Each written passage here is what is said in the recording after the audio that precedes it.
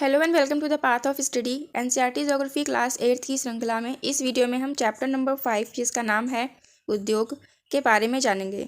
देखिए यहाँ पर आपको सेकेंडरी एक्टिविटीज़ के बारे में समझाया गया है, मैन्युफैक्चरिंग के बारे में बताया गया है। एग्जाम्पल के लिए मान लीजिए कोई बुक है या कॉपी है, तो वो कॉपी आपके पास किन किन प्रोसेस के थ्रू वो गुजर के हमारे पास पहुँची है उसके बारे में हम यहाँ पर समझेंगे। तो सबसे पहले एक किसी वृक्ष को काटा जाता है और काटने के पश्चात जो वृक्ष होता है उसको मिल्स में भेजा जाता है। जो लुगदी मिल होती है वहाँ पे उस पेड़ को काट के भेजा जाता है। उसके पश्चात उन्हीं वृक्ष को जो है कास्ट लुगदी में परिवर्तित किया जाता है। उन्हीं वृक्ष की जो लकड़ियाँ होती हैं उसको मैन्युफैक्चरिंग के थ्रू जो है क्या करते हैं, उसको लुगदी के फॉर्म में कन्वर्ट करते हैं। उन्हीं लुगदी को यानी कास्ट की जो लुगदी बनती है उसमें जो कुछ केमिकल्स वगैरह मिला के उसमें जो है उसको और संशोधित किया जाता है। उसके पश्चात उसी कास्ट लुगदी जिसमें रासायनिक द्रव्य मिला दिए गए हैं उसके पश्चात जो है उसे मशीनों के थ्रू जो है कागज़ के रूप में परिवर्तित किया जाता है। कागज़ जो बनते हैं उन्हीं से जो है पेजेस का निर्माण किया जाता है और उसके पश्चात उसमें जो है जो लाइंस होती हैं कॉपीज़ में या फिर जो बुक्स होती हैं उसमें जो प्रिंट होता है उन प्रिंट को करने के पश्चात जो है उनको एक बुक या कॉपी के रूप में जो है उन्हें परिवर्तित किया जाता है, उनको कंबाइंड किया जाता है और उसके पश्चात वही बुक या कॉपी जो होती हैं वो मार्केट में हमें अवेलेबल हो पाती हैं। तो एक ये प्रोसेस होती है जिसके थ्रू हमें एक बुक या कॉपी मिलती है।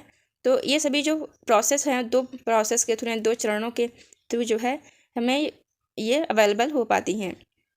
जिसमें पहला है तो द्वितीय क्रियाकलाप या विनिर्माण में कच्चे माल को लोगों के लिए अधिक मूल्य के उत्पादों के रूप में परिवर्तित किया जाता है। तो जो कच्चा माल होता है, जो रॉ मटेरियल होता है, उसी रॉ मटेरियल में जो मैन्युफैक्चरिंग की प्रक्रिया होती है, प्रोसेस होती है, उसे ऐड करके उसको और वैल्यूएबल बनाया जाता है। ठीक है, जो कच्चा माल होता है, जो रॉ मटेरियल होता है, उसको और अधिक वैल्यूएबल बनाया जाता है। जैसा कि आपने अभी हमने इसको समझाया था कैसे एक लुगदी जो पेड़ है उससे लुगदी बनती है, उसके पश्चात जो किस तरह से वो एक बुक या कॉपी के रूप में हमारे समक्ष आ पाता है। तो आगे बताया क्या है उद्योग के बारे में। उद्योग क्या है उसको समझ लीजिए।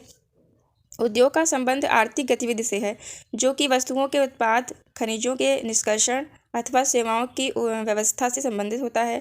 और इस प्रकार लोहा और इस्पात जो है ये उद्योग वस्तुओं के उत्पादन से संबंधित हैं। कोयला खनन उद्योग कोयले को धरती से निकालने से संबंधित है और पर्यटन जो है वो सेवा देने से संबंधित है।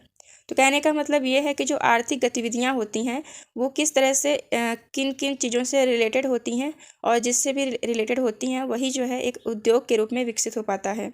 जैसे कि वस्तुओं का उत्पादन हो गया, कोई वस्तु है उसको बनाने की जो प्रक्रिया है उसको हम लोग उद्योग का नाम देते हैं। और खनिजों के निष्कर्षण से, ठीक है, तो खनिजों का निष्कर्षण किस प्रकार से होता है, जैसे कोयला खदानों से जो है कोयले का निर्माण होता है। कोयला को पहले उसको खनन किया जाता है, खनन के पश्चात जो है हमने लास्ट चैप्टर में जो खनिज संसाधन था उसमें हमने अच्छे से समझा था कि जो खनिज होते हैं उनको किस प्रकार से हम लोग उपयोग में लाते हैं।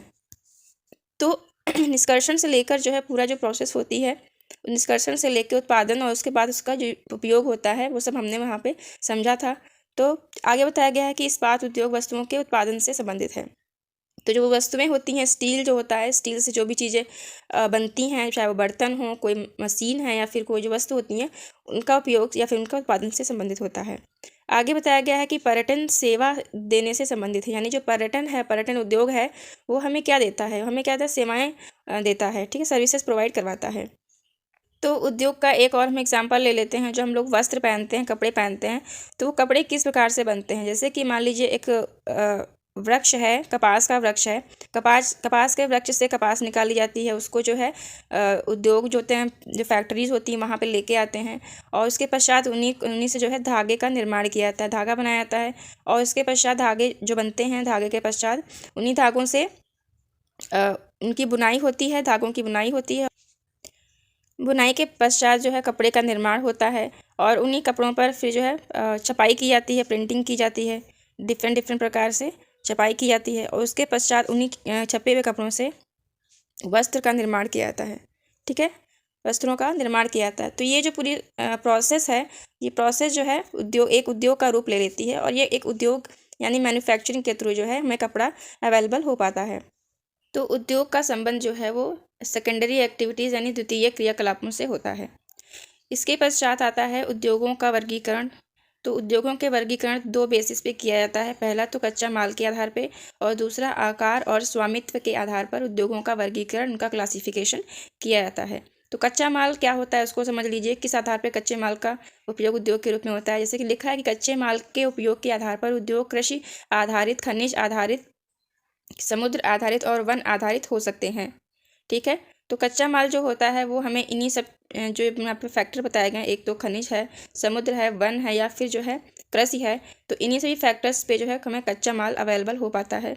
और कृषि आधारित उद्योग कच्चे माल के रूप में वनस्पति और जंतु आधारित उत्पादों का उपयोग करते हैं। और खाद्य संसाधन, वनस्पति तेल, सूती वस्त्र, डेयरी उत्पाद और चर्म उद्योग कृषि आधारित उद्योगों के उदाहरण हैं। यानी कि जो कृषि आधारित उद्योग होते हैं उससे कच्चा माल जो हमें मिलता है वो तो वनस्पतियों से मिलता है या फिर जंतुओं से मिलता है। इसके अलावा जो खाद्य संसाधन होते हैं वहाँ से मिलता है, वानस्पतिक तेल होते हैं वहाँ से मिलता है, कपास से जो सूती वस्त्रों का निर्माण होता है वहाँ से, और डेयरी उद्योग और चर्म उद्योग जो होते हैं वो जंतुओं पर आधारित होते हैं। तो ये है कृषि आधारित जो कच्चा माल है उसके बारे में। आगे बताया गया है कि जो खनिज आधारित है। ठीक है, सेकंड है खनिज आधारित, पहला था कृषि आधारित, दूसरा है खनिज आधारित। इसको समझ लीजिए। खनिज आधारित उद्योग प्राथमिक उद्योग हैं जो खनिज अयस्कों का उपयोग कच्चे माल के रूप में करते हैं।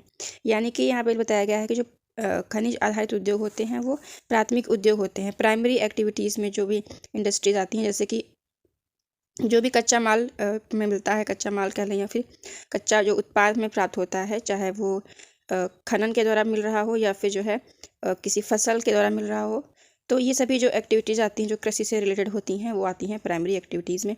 और यहीं से जो है कच्चा माल मिलता है और इसीलिए खनन से जो कि मिल रहा है, इसीलिए जो है खनिज आधारित जो उद्योग होते हैं वो प्राथमिक उद्योग कहलाते हैं।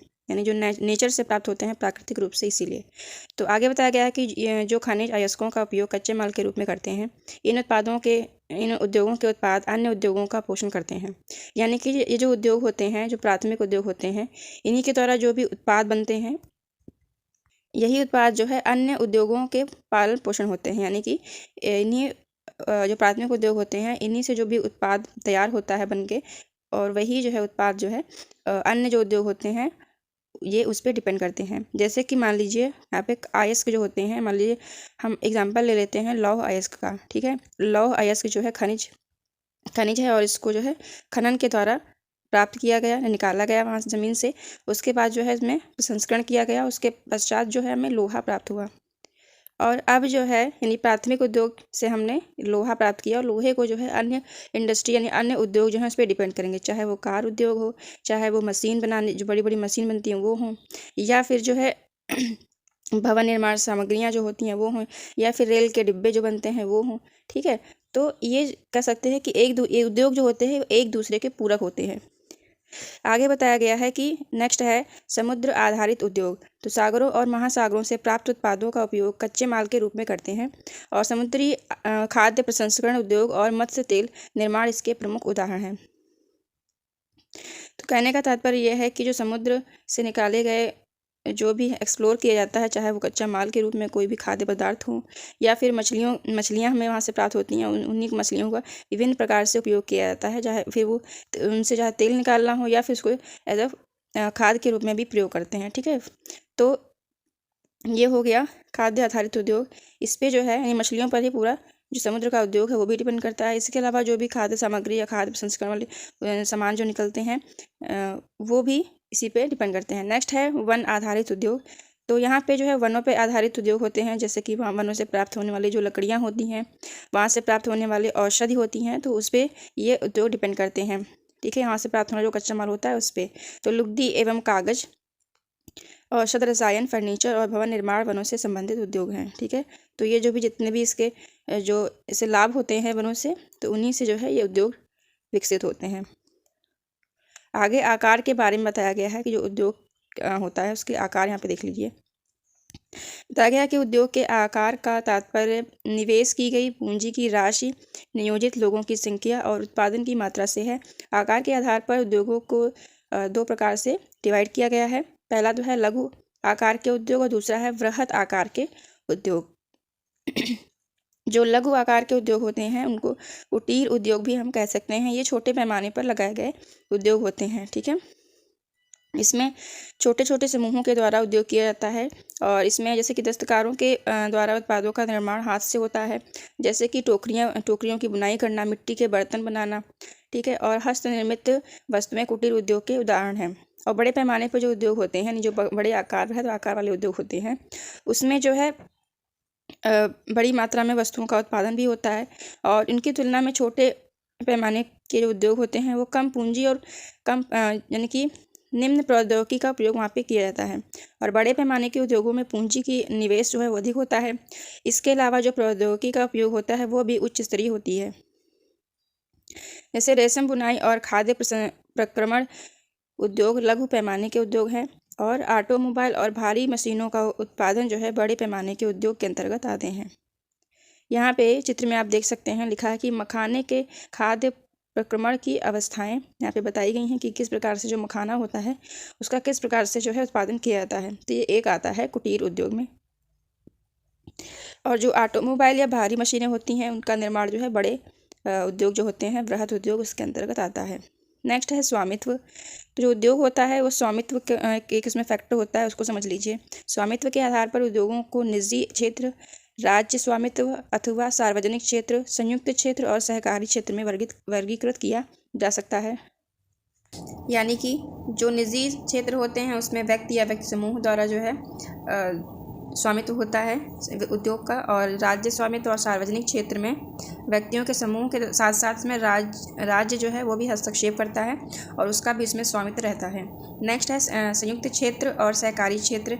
तो संयुक्त क्षेत्र में मिलके काम किया जाता, चाहे सार्वजनिक क्षेत्र का समूह हो या फिर जो है निजी समूह या निजी व्यक्ति के द्वारा संचालन हो रहा हो। सहकारी क्षेत्र, यहाँ पे जो है जो स्थानीय लोग होते हैं वो मिलके जो है उद्योग, कोई कुटीर उद्योग का संचालन करते हैं और साथ में जो है सरकार के द्वारा भी उससे लोन वगैरह यानी जो सुविधाएं हैं वो मिल जाती हैं। आगे बताया गया है कि निजी क्षेत्र के उद्योगों का स्वामित्व और संचालन या तो एक व्यक्ति द्वारा, व्यक्तियों के समूह द्वारा किया जाता है, और सार्वजनिक क्षेत्र के उद्योगों का स्वामित्व संचालन और सरकार के द्वारा किया जाता है। ठीक है, यहाँ पे एग्जाम्पल दिया गया है कि हिंदुस्तान एरोनॉटिक्स लिमिटेड और steel authority of India limited, ये सार्वजनिक क्षेत्र के उपक्रम का उदाहरण है। आगे बताया गया है कि संयुक्त क्षेत्र के उद्योगों का स्वामित्व और संचालन राज्यों और व्यक्तियों तथा व्यक्तियों के समूह द्वारा किया जाता है। जैसे कि एग्जाम्पल के लिए बताया गया है कि मारुति उद्योग लिमिटेड, ये संयुक्त क्षेत्र के उद्योग का एक उदाहरण हमारे सामने प्रस्तुत है। आगे बताया गया सहकारी क्षेत्र के उद्योगों का स्वामित्व और संचालन कच्चे माल के उत्पादकों या पूर्तिकर्ताओं, कामगारों और दोनों पर जो है निर्भर करता है। यानी कि जो कच्चा माल होता है वो कौन प्रोवाइड करवा रहा है वो उसका संचालक हो सकता है, साथ ही जो उसमें कामगार लगे हुए हैं यानी जो लोग काम करने वाले हैं, जो सहयोगी हैं, वो भी उसके स्वामित्व के हकदार हो सकते हैं। तो ये आता है सहकारी क्षेत्र के उद्योग में। तो इसका एग्जाम्पल दिया गया है सहकारी उद्योग का आनंद मिल्क यूनियन लिमिटेड और दूसरा है सुधा डेयरी सहकारी उपक्रम। तो इसके ये उत्तम उदाहरण है। आगे बताया गया है उद्योगों की अवस्थिति को प्रभावित करने वाले कारकों के बारे में, यानी कि कौन कौन से कारक हैं जो कि उद्योगों की जो अवस्थिति होती है उसको प्रभावित करते हैं। ठीक है, तो यहाँ पे एक बहुत ही अच्छे चित्र के द्वारा समझाया गया है। तो ऐसे क्वेश्चन आपको मेंस में लिखने को आ सकते हैं कि उद्योगों की अवस्थिति को कौन कौन से कारक जो हैं वो प्रभावित करते हैं। तो इसको जो है इस तरह से स्ट्रक्चर बना के आप उसको डिफाइन कर सकते हैं। तो यहाँ पे बताया गया है कि वे कारक जो उद्योगों की अवस्थिति को प्रभावित करते हैं और कच्चे माल की उपलब्धता, और इसके अलावा भूमि है, जल है, श्रम शक्ति, पूंजी, परिवहन और बाजार है। यानी कि ये सभी कारक जो हैं, ये सभी कारक उद्योगों की अवस्थिति को प्रभावित करते हैं। उद्योग उन्हीं स्थानों पर केंद्रित होते हैं जहां इनमें से कुछ या ये सभी कारक आसानी से उपलब्ध होते हैं। कहने का तात्पर्य यह है कि उद्योग वहीं पे स्थापित होते हैं या फिर स्थापित करने चाहिए जहां पे ये सभी जो है कारक जो है उनको आसानी से अवेलेबल हो पाए।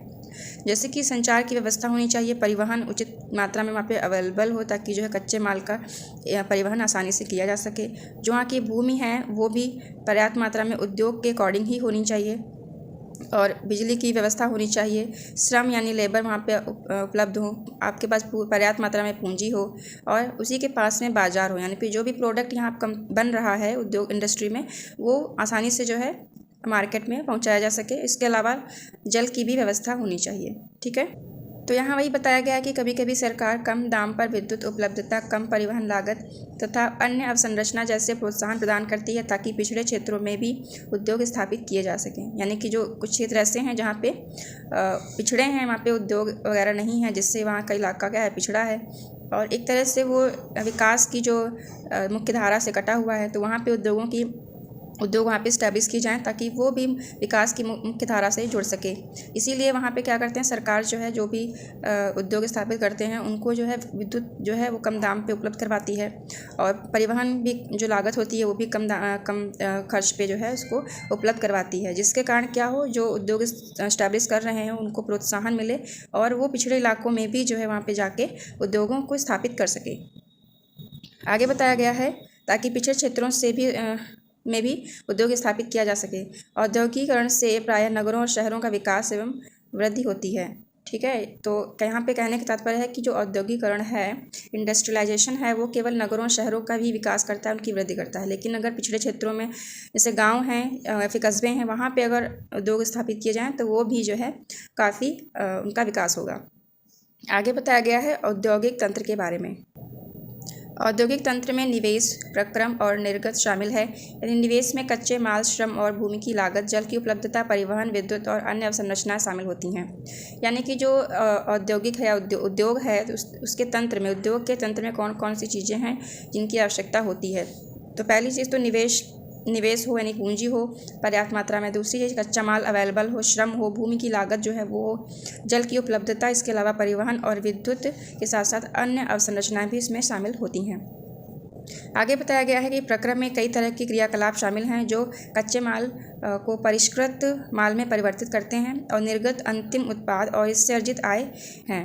यानी कि जो भी कच्चा माल हमको प्राप्त होता है उसको जो है परिष्कृत माल में परिवर्तित करना, यानी कि उपयोग के लिए उसको वहाँ पे बनाना, यानी उसको जो कच्चा माल है वह उपयोग योग्य बन सके, यानी कि हम लोग उसका यूज़ कर सकें। और इसके साथ ही निर्गत अंतिम उत्पाद और इसमें अर्जित आय है। तो और कौन से क्रियाकलाप हैं, यानी जो अंतिम आय होती है वो, और जो भी सामान यानी परिष्कृत माल से जो भी निर्गत उत्पाद होता है, अंतिम उत्पादों में प्राप्त होता है वो, ये सभी जो है क्रियाकलाप इसके अंतर्गत आते हैं। जैसे यहाँ बताया गया है कि सूती वस्त्र उद्योग के संदर्भ में अगर देखा जाए तो कपास, मानव श्रम, कारखाना और परिवहन लागत निवेश हो सकते हैं। यानी कि जो सूती वस्त्र उद्योग है इसमें कौन कौन से जो है निवेश हो सकते हैं, कौन कौन सी चीज़ें होती हैं जिनकी आवश्यकता पड़ती है।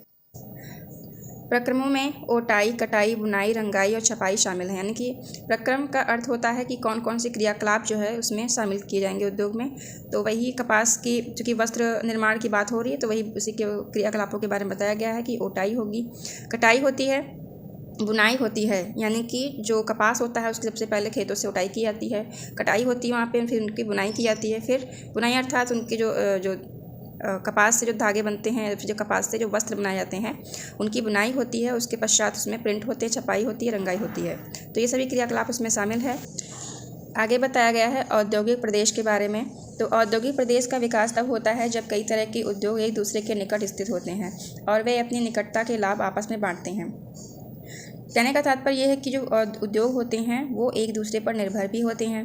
जैसे कि लौह अयस्क हो गया, ठीक है, तो वो लौह अयस्क से हमें लोहा प्राप्त होता है, आयरन प्राप्त होता है, और लोहे से जो है हमें प्राप्त होता है, लोहे की जो टिन होती हैं वो अन्य जो है कामों में यूज़ की जाती है। मैंने ऊपर बताया था, जैसे कि रेल के डिब्बे बनाना या फिर जो भारी मशीनें बनती हैं वो, और इसके साथ साथ जो है अन्य भी जैसे भवन निर्माण सामग्री हैं उसमें बनता है। तो ये चीज़ें होती हैं तो वो जो है एक दूसरे पर डिपेंड रहते हैं जो उद्योग होते हैं। तो आगे बताया गया कि विश्व के प्रमुख औद्योगिक प्रदेश पूर्वोत्तर अमेरिका, पश्चिमी और मध्य यूरोप, पूर्वी यूरोप और पूर्वी एशिया हैं, और मुख्य औद्योगिक प्रदेश अधिकांशतः शीतोष्ण कटिबंधीय क्षेत्रों, समुद्री पत्तनों के समीप और विशेष तौर पर कोयला क्षेत्रों के निकट स्थित होते हैं। ठीक है, तो ये जो है इनकी लोकेशन बताई गई है कि कहाँ कहाँ पर मुख्य रूप से औद्योगिक प्रदेश होते हैं। आगे यहाँ पे विश्व के मैप में औद्योगिक प्रदेशों को प्रदर्शित किया गया है, तो उनकी लोकेशन को देख के आप यहाँ पे समझ लीजिए कि कहाँ कहाँ पे औद्योगिक प्रदेशों का विस्तार देखने को मिलता है। ठीक है, यहाँ पे लोकेशन के साथ साथ इनके नाम भी देख लीजिए। ठीक है, आगे जैसे यहाँ बताया गया कि भारत में अनेक औद्योगिक प्रदेश हैं, जैसे कि मुंबई, पूरे समूह बंगलौर तमिलनाडु प्रदेश, हुगली प्रदेश, अहमदाबाद वडोदरा प्रदेश, छोटा नागपुर औद्योगिक प्रदेश, विशाखापट्टनम गुंटूर औद्योगिक प्रदेश, गुड़गांव दिल्ली मेरठ औद्योगिक प्रदेश और लास्ट बताया गया है कोल्लम तिरुवनंतपुरम औद्योगिक प्रदेश। ठीक है, इन सभी के लोकेशन जो है आप यहाँ मैप में देख पा रहे होंगे। आगे यहाँ पे कुछ औद्योगिक विपदाओं के बारे में बताया गया है, जिसमें से भोपाल जो गैस त्रासदी थी वो बहुत ही ज़्यादा इम्पोर्टेंट है। उसको जो यूपीएससी या फिर स्टेट पीसीएस के जो एग्ज़ाम्स होते हैं उनके लिए बहुत इंपॉर्टेंट है। सबसे पहला क्वेश्चन तो ये बनता है कि वहाँ पे कौन सी गैस का रिसाव हुआ था वो देख लीजिए। तो वहाँ पे गैस कौन सी विषैली गैस का रिसाव हुआ था, वो थी मिथाइल आइसोसाइनेट गैस, जिसके कारण वहाँ पे काफ़ी जान मान की हानि हुई थी। और गैस थी उसका रिसाव कहाँ से हुआ था, तो यूनियन कार्बाइड के कीटनाशी कारखाने से जो है इसका रिसाव हुआ था। और ये यहाँ से हाइड्रोजन साइनेट तथा प्रतिक्रियाशील उत्पादों के साथ साथ जो है इसमें जो मेन थी वो थी विषैली कौन सी गैस थी, मिथाइल आइसोसाइनेट गैस। ठीक है, तो याद रखिएगा कि जो कारखाना था वो कौन सा कारखाना था, उसका नाम था यूनियन कार्बाइड, जो कि ये कीटनाशक दवाइयाँ बनाता था। और ये घटना कब घटित हुई थी, तो यह घटना 3 दिसंबर 1984 को ये घटना रात्रि में घटित हुई थी।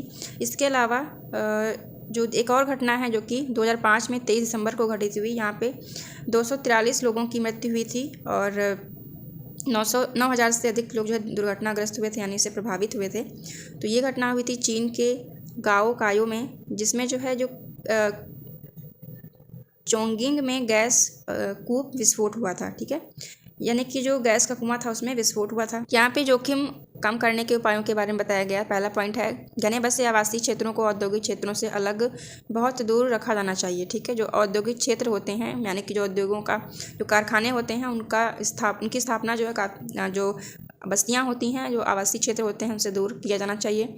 इसके साथ ही उद्योगों के समीप बसने वाले लोगों को दुर्घटना होने की स्थिति में विषैले या खतरनाक पदार्थों के संग्रहण और उनके संभव प्रभावों का ज्ञान होना चाहिए। ठीक है, यानी कि जो भी अगर मान लीजिए कोई किसी परिस्थिति में अगर वहाँ पे विषैली गैस का स्राव होता है या फिर कोई भी ऐसे ही विषम परिस्थिति उत्पन्न होती है, कोई दुर्घटनाग्रस्त होने वाली स्थिति उत्पन्न होती है, तो वहाँ पे जो लोग निवास कर रहे हैं उन लोगों को पता होना चाहिए कि वो किस प्रकार से अपना संरक्षण कर सकते हैं, अपने आप को बचा सकते हैं। तो उस चीज़ का उन लोगों को ज्ञान होना चाहिए। तीसरा पॉइंट दिया गया है कि आग को चेतावनी और अग्निशमन की व्यवस्था को उन्नत किया जाना चाहिए, यानी कि जो आग की जो चेतावनी है और जो अग्निशमक यंत्र होते हैं उनकी व्यवस्था भी आसपास के क्षेत्र में उचित व्यवस्था होनी चाहिए। और विषैले पदार्थों के भंडारण क्षमता की सीमा होनी चाहिए, यानी कि जो विषैले पदार्थों का भंडारण किया जा रहा है, स्टोरेज किया जा रहा है, उसकी कैपेसिटी को भी एक लिमिट में ही रखना चाहिए।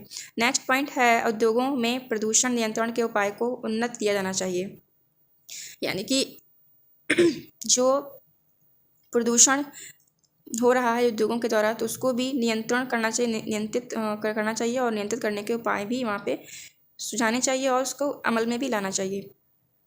आगे बताया गया है प्रमुख उद्योगों के वितरण के बारे में कि जो प्रमुख उद्योग हैं उनका वितरण कहाँ कहाँ पे है।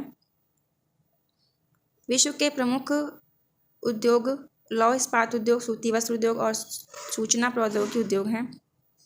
लोहा इस्पात उद्योग और वस्त्र उद्योग काफ़ी पुराने उद्योग हैं, है ना। जो लौह इस्पात उद्योग हैं और वस्त्र उद्योग हैं काफ़ी पुराने हैं, जबकि सबसे नवीनतम तो सूचना प्रौद्योगिकी जो उद्योग है वो है। ठीक है, आगे वे देश जिसमें लोहा इस्पात उद्योग अवस्थित है, जैसे कौन कौन से देशों में लोहा इस्पात उद्योग व्यवस्थित है उसके बारे में बताया गया है कि उन देशों के नाम यहाँ बताए गए हैं। जर्मनी, संयुक्त राज्य अमेरिका, चीन, जापान और रूस। और वस्त्र के लिए सबसे ज़्यादा फेमस है भारत, हांगकांग, दक्षिण कोरिया, जापान और ताइवान में संकेंद्रित है। आगे बताया गया है सूचना प्रौद्योगिकी उद्योग के मुख्य केंद्र मध्यवर्ती कैलिफोर्निया के सिलिकॉन घाटी में और भारत के बेंगलुरु प्रदेश हैं। ठीक है, जो सूचना प्रौद्योगिकी है उसके उद्योग भारत में बेंगलुरु में सबसे ज़्यादा हैं। यहाँ पे बताया गया कि क्या आप जानते हैं कि उभरते हुए उद्योग सनराइज उद्योग के नाम से जाने जाते हैं और इनमें सूचना प्रौद्योगिकी, स्वास्थ्य लाभ, सत्कार और ज्ञान से संबंधित उद्योग शामिल हैं।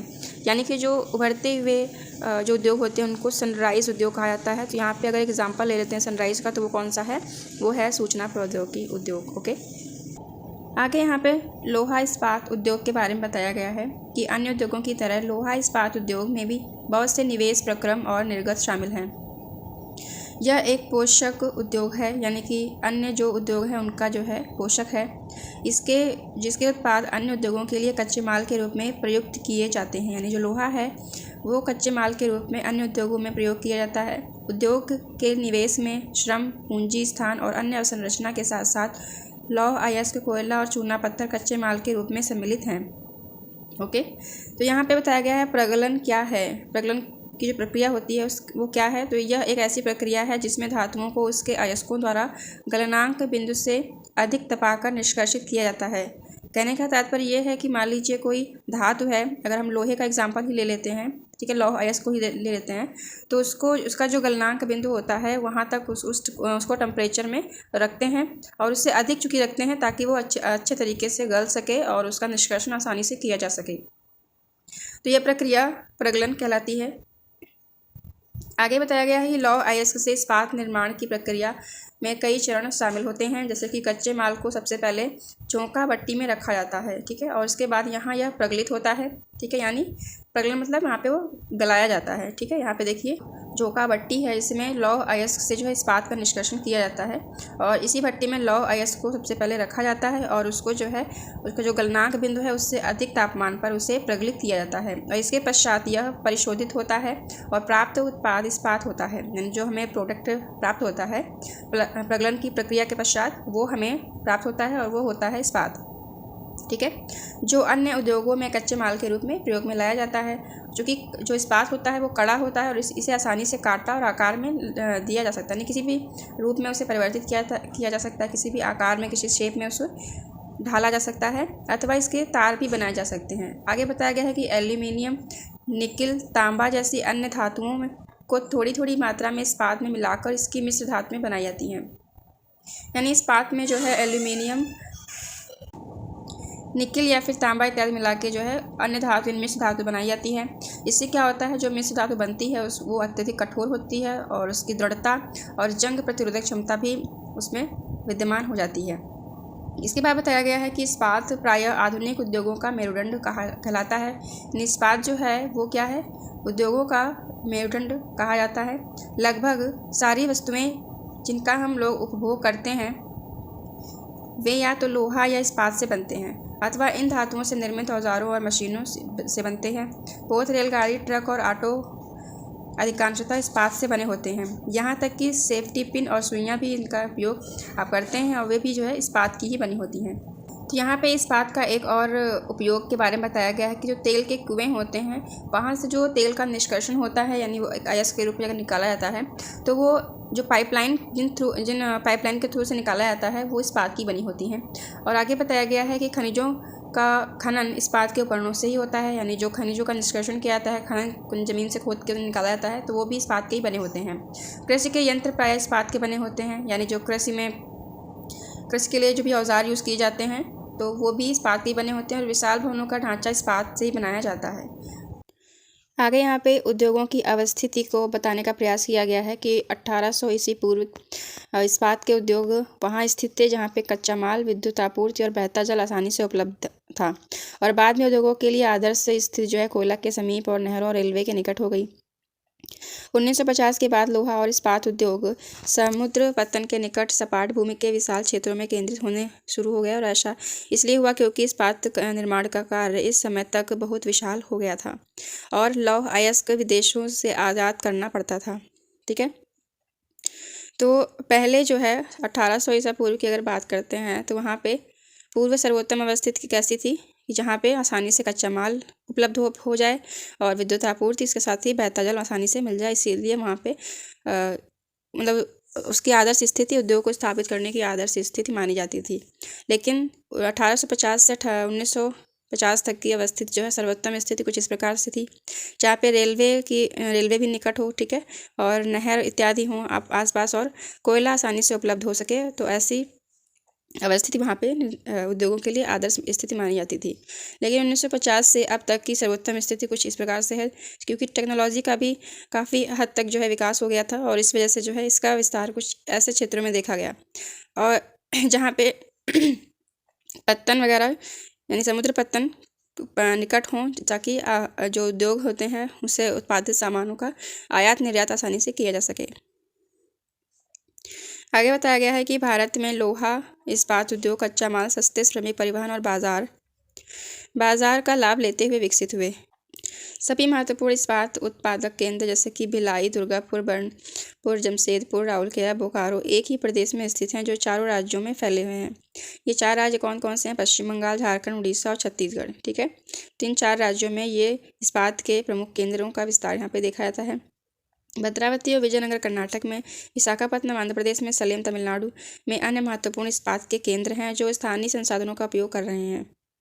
ठीक है, तो यहाँ पे कुछ इस्पात उत्पादक केंद्रों के बारे में बताया गया है जहाँ पे इस्पात का प्रोडक्शन किया जाता है। आगे यहाँ पे इसमें से पहला है जमशेदपुर, उसके बारे में बताया गया है।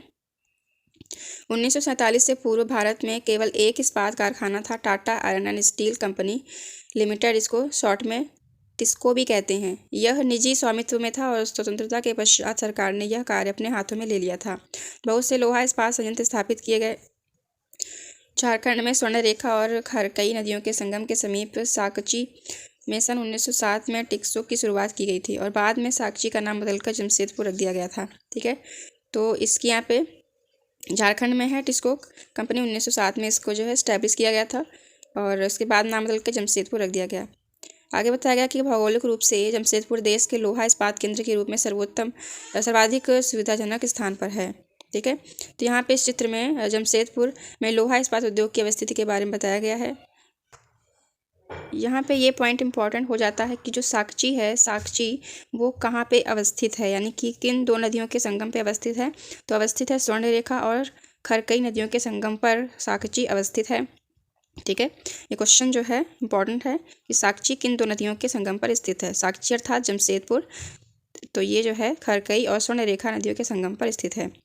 जमशेदपुर क्या है? तो ये एक इस्पात उत्पादक केंद्र है। ठीक है, आगे बताया गया है साकची को कई कारणों से इस्पात संयंत्र स्थापित करने के लिए चुना गया था, क्योंकि यह स्थान बंगाल नागपुर रेल मार्ग पर काली माटी स्टेशन से मात्र 32 किलोमीटर की दूरी पर था। ठीक है, यानी कि वहाँ पे रेल मार्ग की अवस्थिति थी। साथ में यह स्थान लोहा, अयस्क, कोयला और मैग्नीज निक्षेपों के साथ कोलकाता के निकट भी था, यानी कि वहाँ पे जो है जो कच्चा माल है वो भी आसानी से उपलब्ध हो रहा था, जहाँ विशाल बाजार उपलब्ध है और साथ ही जो मार्केट था वो भी नज़दीक था। टिस्को को झरिया कोयला क्षेत्रों से कोयला और उड़ीसा तथा छत्तीसगढ़ से लौह, अयस्क, चूना पत्थर, डोलोमाइट और मैग्नीज प्राप्त होता था। खरकई और स्वर्ण रेखा नदियों से पर्याप्त जल की आपूर्ति होती थी। सरकारी प्रोत्साहन से इस पर्याप्त पूंजी उपलब्ध हुई, यानी सरकार ने भी इसे प्रोत्साहन किया। इसलिए जमशेदपुर में टिस्को की स्थापना के बाद कई अन्य औद्योगिक संयंत्र भी स्थापित किए गए, जिसमें से रसायन इंजनों के पुर्जे, कृषि उपकरण, मशीनें, टिन की चादर, केबल और तार के उत्पादन किया जाता है। ठीक है, यानी कि यहाँ पे ये टोटल जो है जो अवस्थिति है साकची की, उसके बारे में बताया गया है। जमशेदपुर की अवस्थिति के बारे में बताया गया है कि जो भी उपक्रम होते हैं, जो भी अवस्थितियाँ होती हैं, संरचना होती हैं, उसके बारे में बताया गया है। आगे बताया गया है कि भारत में लौह इस्पात उद्योग के विकास से त्वरित औद्योगिक विकास प्रारंभ हुआ और भारत उद्योग के लगभग सभी क्षेत्र अधिकांशतः अपने आधारभूत संरचना के लिए लोहा इस्पात उद्योग पर निर्भर है। भारतीय लोहा इस्पात उद्योग में वृहत समाकलित इस्पात संयंत्रों के साथ साथ लघु इस्पात मिल भी सम्मिलित हैं, जिसमें द्वितीयक उत्पादक, रोलिंग मिल और सहायक उद्योग भी शामिल हैं। यह संयुक्त राज्य अमेरिका का एक महत्वपूर्ण इस्पात नगर है और पिट्सबर्ग के इस्पात उद्योग को स्थानीय सुविधाएं उपलब्ध हैं। कच्चा माल जैसे कि कोयला पिट्सबर्ग में ही उपलब्ध है, जबकि लौह अयस्क मिनेसोटा की लोहे की खानों से प्राप्त होता है। ठीक है, जो कि पिट्सबर्ग के लगभग 1500 किलोमीटर की दूरी पर स्थित है। यहाँ पे कहने का तात्पर्य है कि जितनी भी अवसंरचनाएँ होती हैं, जितना भी सुविधाएँ होती हैं, वो हमें जो है उस क्षेत्र के आसपास ही मिल जानी चाहिए, तभी वहाँ पे उद्योग जो है उपलब्ध स्थापित किया जा सकता है। आगे बताया गया है कि इन खानों और पिट्सबर्ग के बीच नौ परिवहन का मार्ग और ग्रेट लेक्स जल मार्ग आता है। यह अयस्क के नौ परिवहन हेतु सस्ता मार्ग है। ग्रेट लेक्स से पिट्सबर्ग क्षेत्र तक लौह अयस्क रेलगाड़ियों से लाया जाता है। ओहियो, मोनोगहेला, एल्गनी नदियों से पर्याप्त जल प्राप्त होता है। आज पिट्सबर्ग में बहुत कम बड़ी इस्पात मिल हैं और ये मिल पिट्सबर्ग के ऊपर मोनोगहेला और एल्गनी नदी की घाटियों में तथा पिट्सबर्ग के नीचे गोहियो नदी के सहारे पर स्थित हैं। परिष्कृत इस्पात स्थल और जल दोनों मार्गों द्वारा बाजार भेजा जाता है, यानी कि जो भी परिष्कृत किया हुआ इस्पात होता है वो स्थल मार्ग और जल मार्ग दोनों मार्गों के द्वारा बाजार में भेजा जाता है। यहाँ पे बताया गया है कि क्या आप जानते हैं कि ग्रेट लेक्स के नाम, जिसमें 5 झीलों के नाम शामिल किया गया है, उनके नाम कौन कौन से हैं। पहला है सुपीरियर, ह्यूरॉन, ओंटारियो, मिशिगन और इरी झील। ये 5 झीलें हैं जिन्हें ग्रेट लेक्स के नाम से जाना जाता है और इन 5 झीलों में सबसे बड़ी है सुपीरियर झील। ओके, नेक्स्ट आगे सूती वस्त्र उद्योग के बारे में बताया गया है। यहाँ पे लिखा है जो शब्द है टेक्सटाइल शब्द, तो ये लैटिन के लैक्सियरे से उत्पन्न किया गया है, जिसका अर्थ होता है बुनना। ठीक है, ये बुनाई करना। तो धागे से कपड़े की बुनाई एक प्राचीन कला है। इसमें कपास, ऊन, सिल्क, जूट और पटसन का प्रयोग वस्त्र के निर्माण में किया जाता है। उपयोग में लाए गए कच्चे माल के आधार पर वस्त्र उद्योग का वर्गीकरण किया जाता है और रेशे वस्त्र उद्योग के कच्चे माल हैं। यानी कि जो रेशे होते हैं, ठीक है, तो रेशे जो है वस्त्र के निर्माण में कच्चे माल के रूप में प्रयोग किए जाने वाली सामग्री होती है और रेशे प्राकृतिक या मानव निर्मित हो सकते हैं। यहाँ पे प्रीलिम्स में पूछे जाने वाले ऑब्जेक्टिव टाइप के क्वेश्चन बनने की संभावना है कि प्राकृतिक रेशे और मानव निर्मित रेशे जो होते हैं उनमें डिफरेंस पहचानिए। कि ऑप्शन होते हैं ना, 4 ऑप्शन दे दिए, उसमें पूछ लिया कि इसमें से कौन सा प्राकृतिक रेशा है अथवा नहीं है। तो वैसे इसमें समझ लीजिए कि प्राकृतिक रेशे कौन कौन से हैं और मानव निर्मित रेशे कौन कौन से हैं। प्राकृतिक रेशों में ऊन शामिल है, सिल्क है, कपास है, लिनन है और जूट है। अमूमन ये सभी आप जानते हैं, लेकिन इसमें जो लिनन है इसको याद कर लीजिए, लिनन भी जो है वो प्राकृतिक रेशा के अंतर्गत ही आता है। ठीक है, और उसके बाद है मानव निर्मित रेशों में नायलॉन है, पॉलिस्टर है और है एक्रेलिक और है रेयान शामिल हैं। ठीक है, आगे बताया गया है सूती वस्त्र उद्योग विश्व के प्राचीनतम उद्योगों में से एक है और 18वीं सदी की औद्योगिक क्रांति तक सूती वस्त्र हस्तकताई तकनीकों और हथकरघों से बनाया जाता था। लेकिन 18वीं सदी के पावर लूम से पहले ब्रिटेन में और बाद में विश्व के अन्य दूसरे भागों में सूती वस्त्र उद्योग के विकास को आगे बढ़ाया। आज भारत, चीन, जापान और संयुक्त राज्य अमेरिका सूती वस्त्र के महत्वपूर्ण उत्पादक हैं। ठीक है, आगे यहाँ पे भारत के बारे में बताया गया है कि भारत में अत्युत्तम गुणवत्ता की सूती वस्त्र उत्पादन करने की गौरवपूर्ण परंपरा रही है और ब्रिटिश शासन से पूर्व हाथ से कते और हाथ से बुने हुए वस्त्रों का एक विस्तृत भारतीय बाजार था। ढाका का मलमल और मसूलीपट्टनम की छीट, कालीकट के केलिको और बुरहानपुर, सूरत व बड़ोदरा के सुनहरी जरी के काम वाले सूती वस्त्र गुणवत्ता और डिजाइनों के लिए विश्व विख्यात थे।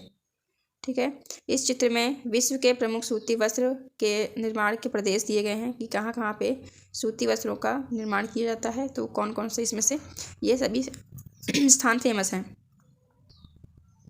आगे बताया गया यहाँ पे देखिए, देश के प्रथम वस्त्र उद्योग 1818 ईस्वी में कोलकाता के समीप फोर्ट गैलिस्टर में स्थापित किया गया था, लेकिन इसे कुछ समय बाद ही वहाँ पे बंद कर दिया गया था। तो पहली सफल यंत्रीकृत वस्त्र मिल मुंबई में 1854 ईस्वी में स्थापित की गई थी और कोष्ण आर्द्र जलवायु, मशीन आयात के लिए पत्तन, कच्चे माल की उपलब्धता और दक्ष श्रमिक इस प्रदेश में इस उद्योग के द्रुत फैलाव में सहायक रहा। यानी कि जो जितने भी अवसंरचनाएँ होनी चाहिए, जितनी भी आवश्यकताएं होती हैं किसी भी उद्योग को स्थापित करने के लिए, तो वे इस स्थान पे जो है मुंबई में सबसे ज़्यादा सूटेबल परिस्थितियां मिल गई, जिसके कारण यहाँ पे व्यापार और फला फूला। तो प्रारंभ में यह उद्योग महाराष्ट्र और गुजरात राज्य में अनुकूल आर्द्र जलवायु के कारण पनपा, लेकिन वर्तमान में आर्द्रता कृत्रिम रूप से उत्पन्न की जा सकती है और कच्ची कपास शुद्ध होती है एवं वस्त्र उत्पादन प्रक्रिया में इसका वजन कम नहीं होता। इसलिए यह उद्योग भारत के विभिन्न भागों में फैल गया है। ठीक है, तो प्रमुख केंद्र कौन कौन से हैं, जैसे कि कोयम्बटूर, कानपुर, चेन्नई, अहमदाबाद, मुंबई, कोलकाता, लुधियाना, पुडुचेरी और पानीपत, ये सभी जो है कुछ फेमस जो है केंद्र बन गए हैं सूती वस्त्र निर्माण के लिए। आगे अहमदाबाद के बारे में बताया गया है कि अहमदाबाद गुजरात की साबरमती नदी के तट पर स्थित है और यह सूती वस्त्र की जो है मिल यहाँ पे 1859 ईस्वी में स्थापित की गई थी। ठीक है, और इसे ही भारत का मैनचेस्टर भी कहा जाता है। भारत का मैनचेस्टर जो है अहमदाबाद को कहा जाता है। और चूँकि जलवायु यहाँ की कताई और बुनाई के लिए आदर्श है और यहाँ की जो भूमि है वो भी सपाट है, इसीलिए आसानी से यहाँ पे मिलों की स्थापना करना उपयुक्त रहा। और गुजरात और महाराष्ट्र राज्य की घनी बस्ती इस उद्योग को कुशल और अर्ध कुशल श्रमिक उपलब्ध कराते हैं, जिससे और इसके अलावा क्या हुआ कि वहाँ की जो सड़कें हैं, पास में ही रेल मार्ग हैं, ये सभी जो है ताकि जो है सूती वस्त्रों का निर्माण जो है आसानी से देश के विभिन्न भागों में पहुँचाने में भी मदद करते हैं। आगे बताया गया है कि इस तरह इसकी बाज़ार तक सरल पहुंच उपलब्ध है। नज़दीक में मुंबई पत्तन और इसे मशीनों का आयात करने और सूती वस्त्र के निर्माण की सुविधा भी प्रदान करता है। ठीक है, तो कहीं भी किसी स्थान पर अगर कोई उद्योग डेवलप हो रहा है, विकसित हो रहा है, तो उसके आसपास की जो भौगोलिक दशाएं होती हैं, जो भी अवसंरचनाएं हमें वहाँ पे मिलनी चाहिए, वो अगर अवेलेबल रहती हैं तो कोई भी उद्योग हो वहाँ पे फल फूल जाता है, यानी कि वो उसका विकास वहाँ पे होता है। आगे यहाँ पे ओसाका के बारे में बताया गया है। तो जापान का मैनचेस्टर बोला जाता है ओसाका को, और यह जो है बहुत ही महत्वपूर्ण वस्त्र निर्माण केंद्र है। और आगे बताया गया कि ओसाका में सूती वस्त्र उद्योग का विकास कई भौगोलिक कारणों से हुआ है, क्योंकि ओसाका के चारों ओर से विस्तृत मैदान सूती वस्त्र मिलों के विकास के लिए आसानी से भूमि की उपलब्धता को सुनिश्चित करता है, यानी वहाँ पे जो भूमि की उपलब्धता है वो आसानी से मिलती है। इसके अलावा जो जलवायु है वो उष्ण आर्द्र है, यानी यहाँ की कताई और बुनाई में भी ये कताई बुनाई के लिए भी उपयुक्त है। इसके साथ ही यहाँ पे जल जो है पर्याप्त मात्रा में मिलता है। और किस नदी से मिलता है, तो ओसाका में जो है जल योडो नदी के तहत जो वहाँ पे मिलों में पहुँचाया जाता है। और बाकी यहाँ पे बताया गया कि कच्चे माल के ऊपर निर्भर होता है, जो कि आसानी से वहाँ पे पूर्णतः आयातित किया जाता है। कपास मिस्र, भारत, चीन और यूएसए से आयात की जाती है। परिष्कृत उत्पाद अधिकांशतः निर्यात किया जाता है। उच्च गुणवत्ता और कम मूल्य की वजह से इसका एक अच्छा बाजार है। यद्यपि देश का यह एक महत्वपूर्ण उद्योग है, लेकिन हाल ही में ओसाका के सूती वस्त्र का स्थान अन्य उद्योगों जैसे कि लौह इस्पात, मशीनरी, जहाजरानी, ऑटोमोबाइल, विद्युत उपकरण और सीमेंट के निर्माण, ये सब ने ले लिया है। यानी सूती वस्त्रों का उद्योग है, उसके स्थान पे इन निम्नलिखित जो है उद्योग वहाँ पे होने लगे हैं, तो उसका स्थान इन्होंने ले लिया है। तो यहाँ पे पहला क्वेश्चन पूछा गया है, फोर्ट गैलेस्टर अवस्थित है। तो फोर्ट गैलेस्टर अवस्थित है पश्चिम बंगाल में। दूसरा क्वेश्चन है, प्राकृतिक रेशा निम्नलिखित में से कौन सा है। तो प्राकृतिक रेशा है जूट। ओके, तो ये चैप्टर यहाँ पे कंप्लीट होता है। आई होप आपको अच्छे से समझ में आया होगा। इस वीडियो को लाइक और शेयर करना नहीं भूलिएगा। एनसीईआरटी की इस श्रृंखला से जुड़ने के लिए हमारे चैनल को सब्सक्राइब कर लीजिए। Thank you for watching. जय हिंद।